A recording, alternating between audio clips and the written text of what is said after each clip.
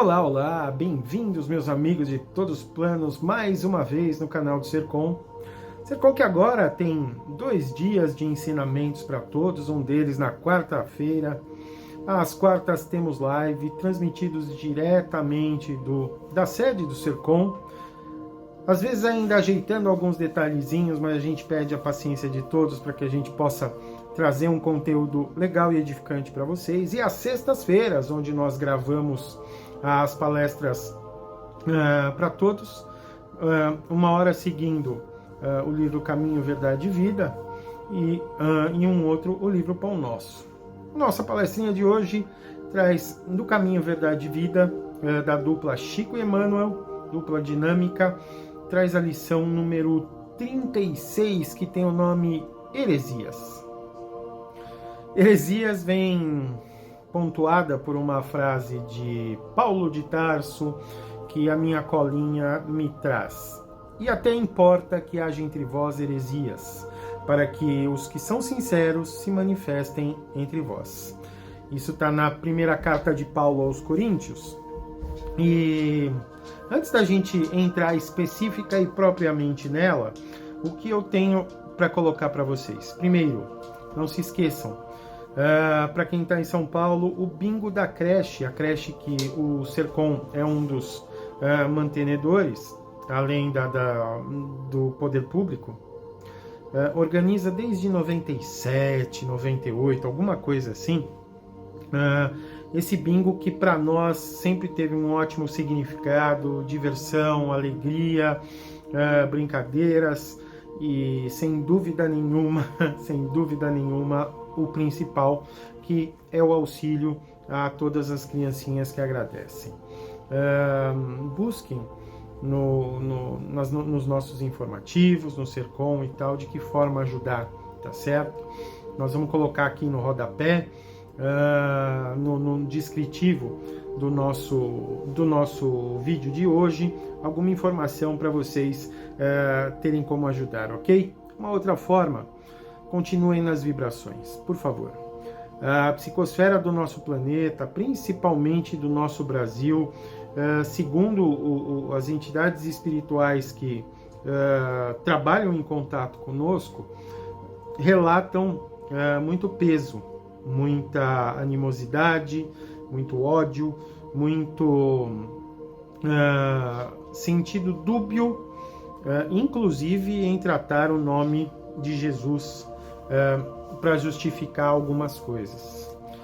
Lembra muito os tempos medievais, não é verdade? E muito do que eu tenho a falar para vocês, porque essa lição ela é bastante curtinha e muito dela traz uma conexão muito rápida com os tempos de hoje.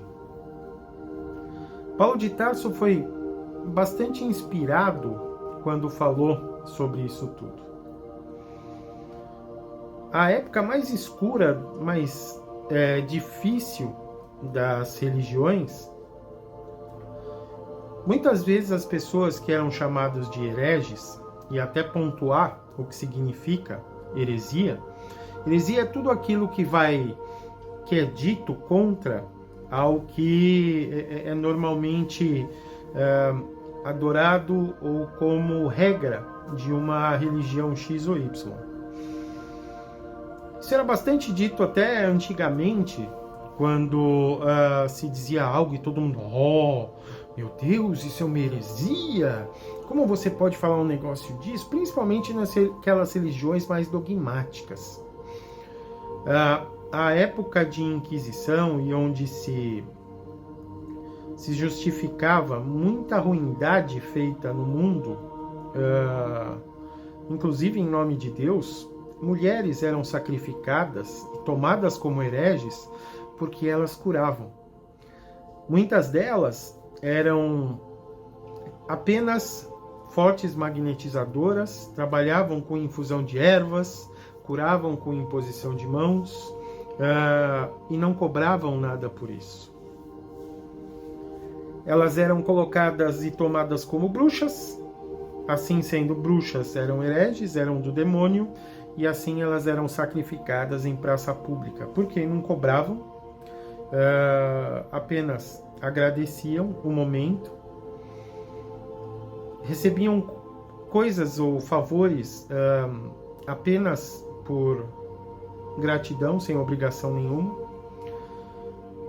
E para uma igreja que justifica todo o seu poder, toda a sua força e toda a sua imponência, inclusive uma servidão, cobrança de impostos e tal, justamente pelo poder de Deus, tudo aquilo significava algo a ser inimigo, como uma mulher simples, plebeia, de aldeia, de vila, cura enfermos, cura com ervas, que são coisas que estão ali na natureza, e apenas com um obrigado, ou com um pedaço de pão, ou alguma coisa assim, vai de encontro a todo o nosso status, toda a nossa grandiosidade, e nós cobramos impostos e diversas outras questões, como subserviência e tantas outras coisas ruins daquela época. Então, dava-se cabo dessas pessoas. Agora, falando dos reais hereges no sentido da palavra, lembremos que essa palavra é basicamente usada para analogia, para comparação, para entender uma época onde o dogma de igreja era muito mais forte, era muito mais pesado, austero, e a doutrina espírita chegou justamente para trazer um equilíbrio nessa questão da adoração cega e no equilíbrio em relação ao não questionamento das coisas, da fé em si.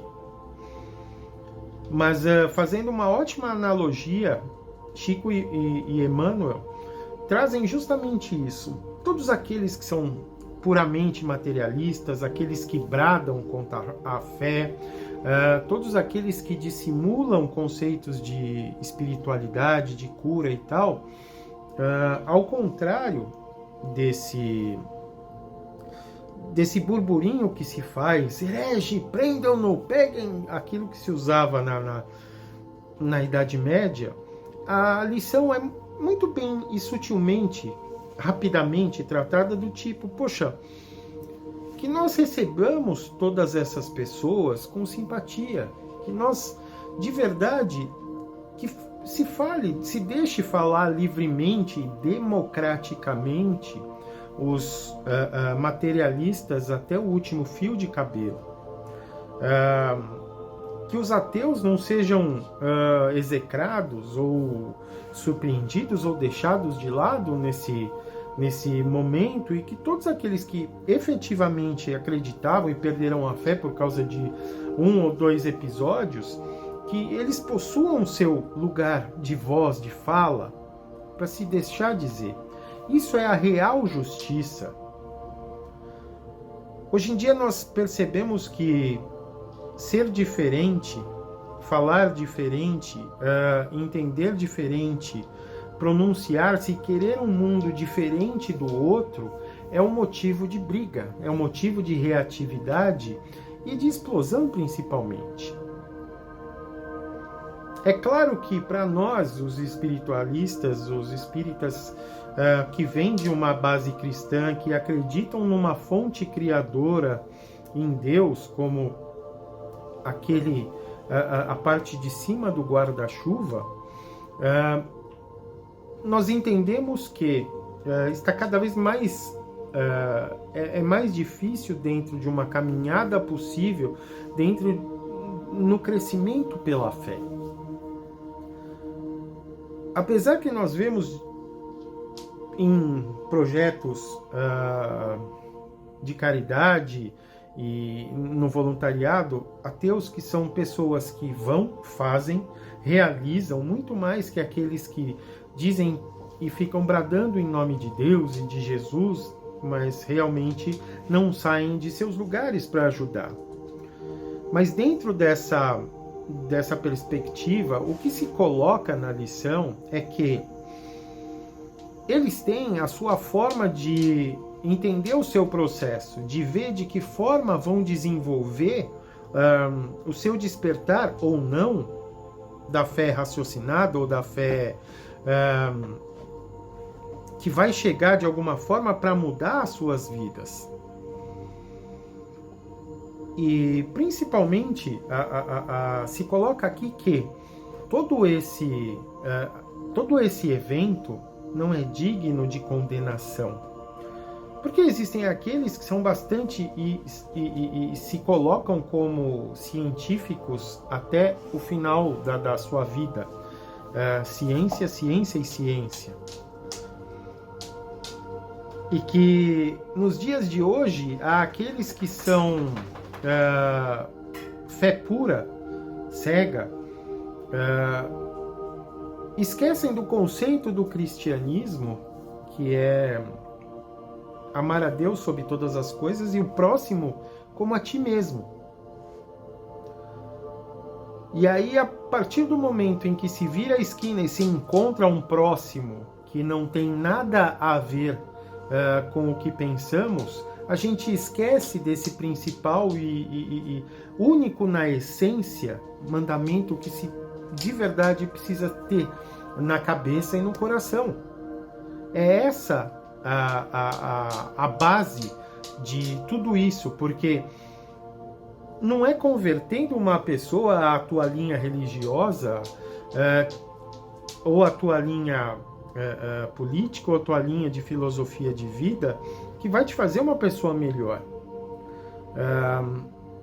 A gente precisa esquecer desse lado presunçoso de querer fazer isso, como se num clube de milhagens você fosse ganhar talvez um forninho elétrico de micro-ondas, ou que você vá num clube de milhagem, olha, eu consegui converter 3 pessoas essa semana, quem sabe eu vou conseguir uma moto 125 cilindradas, porque não é isso.